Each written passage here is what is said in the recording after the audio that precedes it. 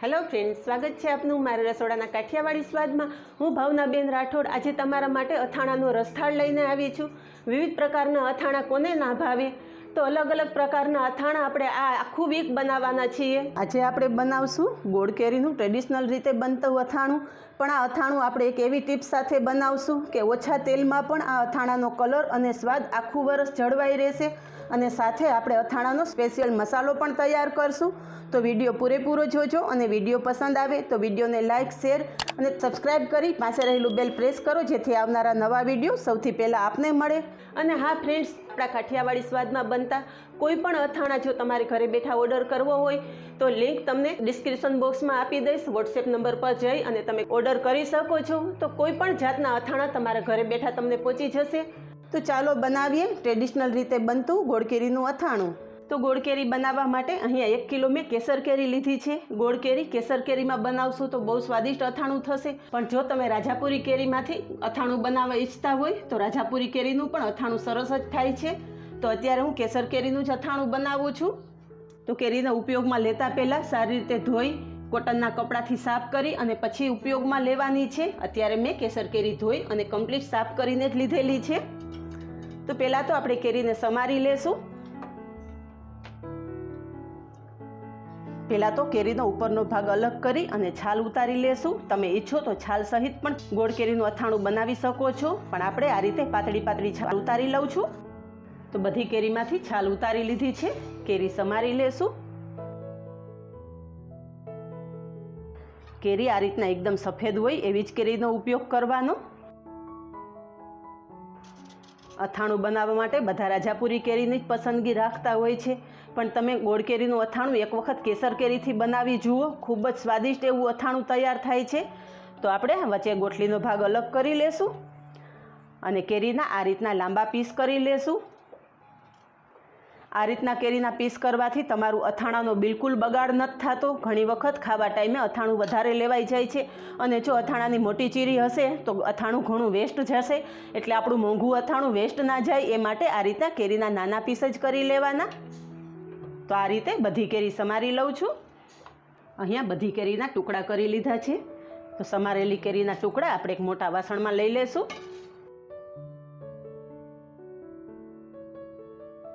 તો અથાણું બનાવતા પહેલાં આપણે કેરીને હળદર મીઠાવાળી કરવાની છે, જેના માટે 2 ચમચી મીઠું નાખશું અને 1 ચમચી હળદર નાખશું। હળદર અને મીઠું કેરી સાથે સારી રીતે મિક્સ કરી લેશું। આ રીતે કેરીમાં હળદર મીઠું મિક્સ કરવાથી અથાણું લાંબા સમય સુધી ખરાબ નથી થતું અને કેરીની ખટાશ દૂર થઈ જાય છે, અને અથાણામાં કેરી બિલકુલ પોચી પણ નહીં પડે। એક વખત આ રીતે ઉછાળીને મિક્સ કરી લેશું, જેથી બધા ટુકડામાં હળદર અને મીઠું કોટ થઈ જાય। તો કેરી સાથે હળદર અને મીઠું સારી રીતે મિક્સ થઈ ગયું છે। ઢાંકી અને 3 થી 4 કલાક રાખી દેશું। કેરીને હળદર મીઠા સાથે મિક્સ કર્યાને 4 કલાક થઈ ગઈ છે, જોઈ લઈએ। તો તમે જોઈ શકો છો કેરીમાં નાખેલ હળદર મીઠાનું પાણી કેટલું થયું છે। આ રીતે હળદર મીઠું મિક્સ થઈ ગયું છે અને કેરી સરસ એકદમ સોફ્ટ થઈ ગઈ છે અને એકદમ સરસ જ્યુસી થઈ ગઈ છે। પ્રેસ કરતાં તમે જોઈ શકો છો કે કેરીમાંથી પાણી છૂટું પડે છે। તો કેરીને આપણે એક ચાયણીમાં કાઢી લેશું।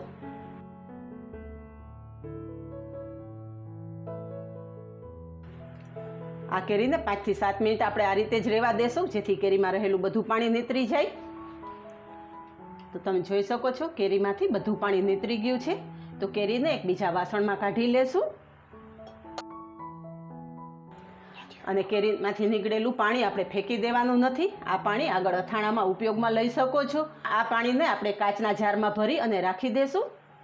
તો કેરીને સૂકવવા માટે અહીંયા મેં કોટનનો દુપટ્ટો લીધેલો છે, અને કોટનના દુપટ્ટાની નીચે આ રીતના પેપર રાખેલું છે, જેથી કેરીમાં રહેલું થોડું ઘણું પાણી હોય તો ટાઇલ્સમાં પીળા ડાઘ ના થાય। હવે કેરીના ટુકડાને આપણે અલગ અલગ આ રીતે કોટનના કપડા ઉપર ફેલાવી દઈશું।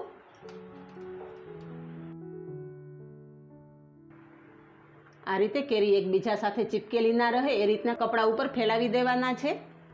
આ કેરીને આપણે પંખા નીચે પણ નથી સૂકવવાની અને તાપમાં પણ નથી સૂકવવાની। નેચરલ હવામાં જ આપણે કેરીને સૂકવવાની છે. જો તમે પંખા નીચે કેરી સૂકવશો તો કેરી એકદમ ચવડ થઈ જશે અને તડકામાં સૂકવશો તો કેરી એકદમ સુકાઈ જશે, જેથી આપણું અથાણું બિલકુલ ખરાબ થઈ જશે. હવે ગોળ કેરીમાં નાખવા માટે અહીંયા મેં 300 ગ્રામ ગુંદા લીધેલા છે. અથાણામાં નાખવા માટે આ રીતે એકદમ સરસ તાજા ગુંદાની પસંદગી કરવાની છે.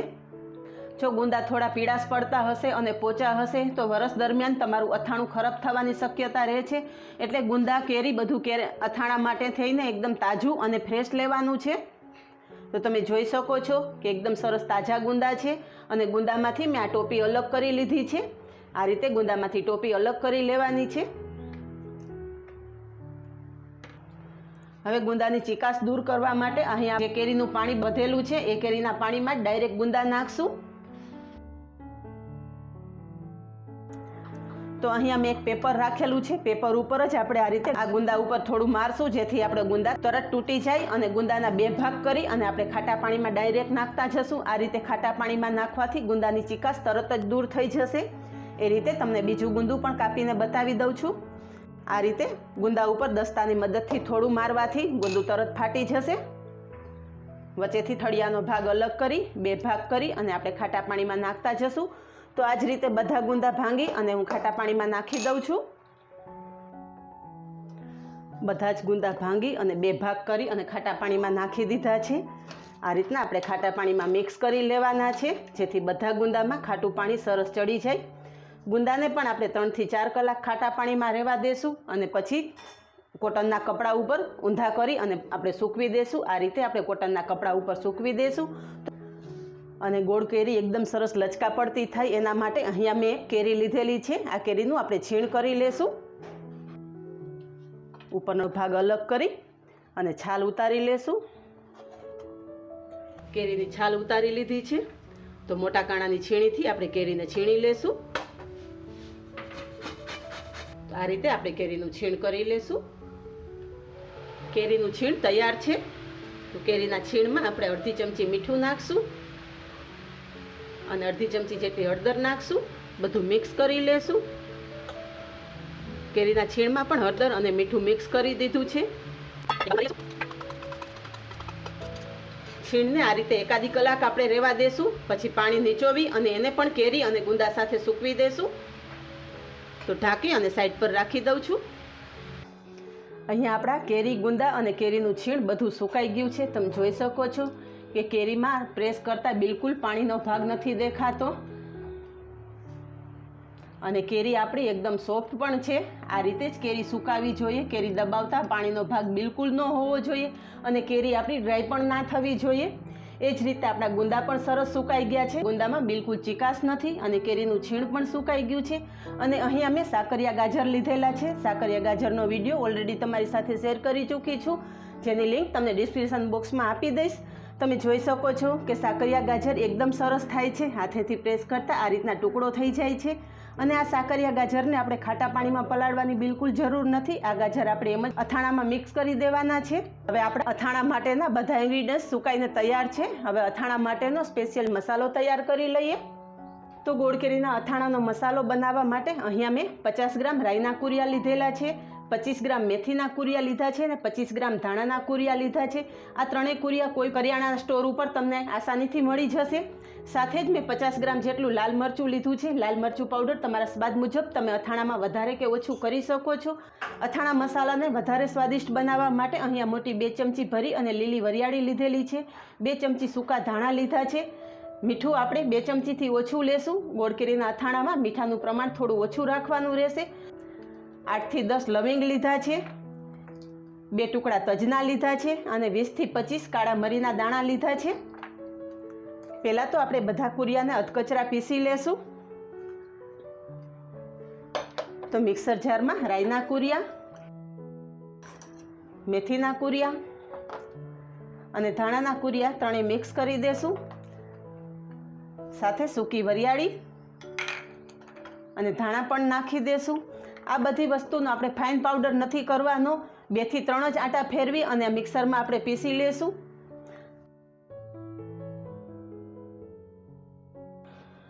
અહીંયા તમે જોઈ શકો છો કે આપણા કુરિયા અધકચરા પીસી લીધા છે. બિલકુલ ફાઇન પાવડર કરેલો નથી. તો પીસેલા કુરિયા એક મિક્સિંગ બાઉલમાં લઈ લેશું. કુરિયા બાઉલમાં લીધા પછી આ રીતે વચ્ચે જગ્યા કરી લેશું. વચ્ચે જગ્યા કરી અને 1 ચમચી હળદર નાખશું. હળદરને પણ આ રીતે સાઈડમાં કરી લેશું અને વચ્ચે 1 ચમચી હિંગ નાખશું. અહીંયા મેં તેલ ગરમ કરી લીધું છે, એકદમ ધુમાડા નીકળતું તેલ ગરમ કરેલું છે. તો તેલ આપણે હિંગની ઉપર નાખશું અને તરત જ ઢાંકણ ઢાંકી દેશું, જેથી હિંગની એકદમ સરસ ફ્લેવર આપણા મસાલામાં આવી જાય. થોડી વાર પછી તમે જોઈ શકો છો કે તેલ અને હિંગ બધું મસાલા સાથે સારી રીતે મિક્સ થઈ ગયું છે. તો એક વખત ચમચીની મદદથી બધું મિક્સ કરી લેશું. હવે બાકીના મસાલા નાખી દેશું. બાકીના મસાલામાં આપણે લાલ મરચું પાવડર નાખશું, મીઠું નાખશું, લવિંગ અને તજના નાના ટુકડા કરી લેશું.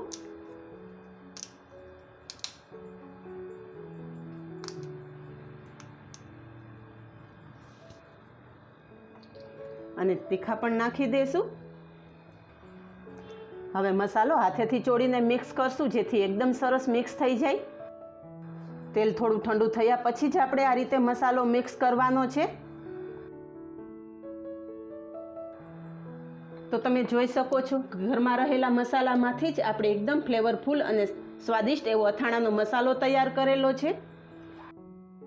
અથાણા મસાલાનો કલર એકદમ સરસ લાલ ચટક આવેલો છે. આ રીતે તૈયાર કરેલા મસાલાથી અથાણું ખૂબ જ સરસ થાય છે. તો અથાણા માટે આપણો મસાલો તૈયાર થઈ ગયો છે અને બધા ઇન્ગ્રીડિયન્ટ્સ પણ સુકાઈને તૈયાર થઈ ગયા છે. તો અથાણું બનાવશું. અથાણું બનાવવા માટે હંમેશા સ્ટીલના વાસણનો જ ઉપયોગ કરવાનો. એલ્યુમિનિયમનું વાસણ કે નોનસ્ટિક વાસણનો ઉપયોગ કરવાનો નથી. સ્ટીલના વાસણમાં રહેલા અથાણાનો કલર અને સ્વાદ જળવાઈ રહે છે. હવે જે આપણે મસાલો તૈયાર કરેલો છે ને એ મસાલો આપણે તપેલામાં લઈ લેશું. આ મસાલો આપણે 1 કિલો કેરીના માપનો કરેલો છે. 1 કિલો કેરી અને સાથે ગુંદા અને ગાજર આવશે તો 1.5 કિલો જેટલું થશે. તો 1 કિલો કેરીના માપનો આ મસાલો તૈયાર કરેલો છે. 1 કિલો કેરી સામે 1 કિલો કોલ્હાપુરી ગોળ લીધેલો. ગોળને આ રીતના મેં નાના પીસમાં સમારી લીધો છે. તો ગોળ પેલા મસાલા સાથે મિક્સ કરી લેશું. ગોળને હાથેથી ચોળી અને આપણે મસાલા સાથે મિક્સ કરી લેવાનો છે. હવે બાકીના ઇન્ગ્રીડિયન્ટ્સ નાખી દેશું. તો કેરીના ટુકડા, સૂકવેલા ગુંદા, કેરીનું છીણ.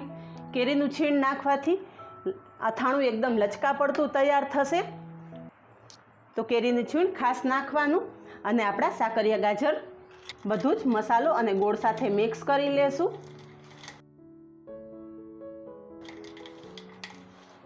હવે તમે જોઈ શકો છો કે બધો મસાલો અને આપણા કેરી ગુંદા અને ગાજર પણ મિક્સ થઈ ગયા છે. તો હવે તેલ નાખશું. તો અથાણામાં નાખવા માટેનું તેલ એકદમ સરસ ગરમ કરી અને ઠંડુ કરી લેવાનું છે. અહીંયા અથાણામાં નાખવા માટે હું સિંગ તેલનો ઉપયોગ કરું છું. તમે ઈચ્છો તો સરસિયાના તેલમાં પણ અથાણું બનાવી શકો છો, પણ સિંગ તેલમાં બનાવેલા અથાણાનો સ્વાદ ખૂબ જ સરસ રહે છે. તો બને ત્યાં સુધી સિંગ તેલમાં જ અથાણું બનાવવું. તો ગરમ કરી અને ઠંડુ કરેલું તેલ આપણે અથાણામાં મિક્સ કરી દઈશું.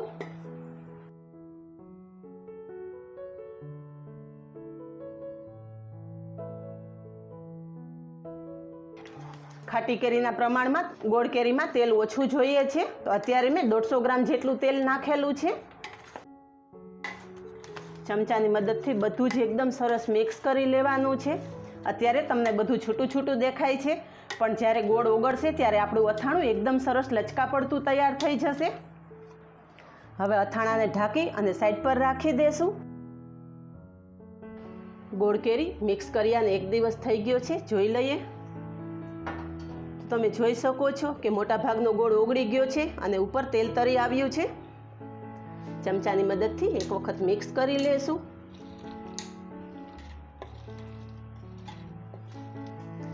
તો અથાણું સરસ મિક્સ કરી દીધું છે. ગોળ કેરીના અથાણાને 1 દિવસ તડકે રાખશું. સૂર્યપ્રકાશમાં રાખવાથી ગોળ કેરીમાં રહેલો ગોળ સરસ ઓગળી જશે અને મસાલા એકદમ ગોળ સાથે અને કેરી સાથે મિક્સ થઈ જશે. અને આ રીતે સૂર્યપ્રકાશમાં 1 દિવસ રાખવાથી ગોળ કેરીનો કલર અને સ્વાદ એકદમ જળવાઈ રહે છે. વરસના અંત સુધી તમે અથાણું ખાશો તો પણ એ જ સ્વાદ અને એ જ કલરનું રહેશે. તો તપેલા ઉપર કોટનનું કપડું આપણે ઢાંકી દઈશું। આ રીતે મેં કોટનનો દુપટ્ટો લીધેલો છે। તમારી પાસે કોઈ પણનું કોટનનું જે પણ કપડું હોય આ રીતના પાતળું હોવું જોઈએ। તપેલાને એકદમ સરસ કવર કરી લેશું। આ રીતે પેક કરી અને આપણે એક દિવસ સૂર્યપ્રકાશમાં રાખી દઈશું। ગોળ કેરી એક દિવસ આપણે તાપમાં રાખ્યા પછી ચેક કરી લઈએ। તો અથાણાનો કલર તમે જોઈ શકો છો કે એકદમ લાલ ચટક આવેલો છે। આ અથાણું આપણે ઓછા તેલમાં બનાવીએ તો પણ એકદમ સ્વાદિષ્ટ બને છે। એક વખત ચમચાથી મિક્સ કરી લેશું।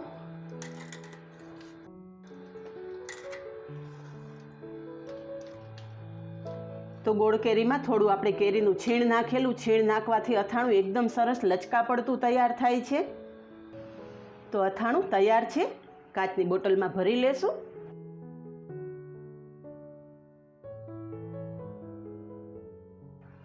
આ બોટલને સારી રીતે ધોઈ એક દિવસ તાપમાં રાખી અને સરસ ઠંડી થયા પછી અથાણું ભરવાનું છે।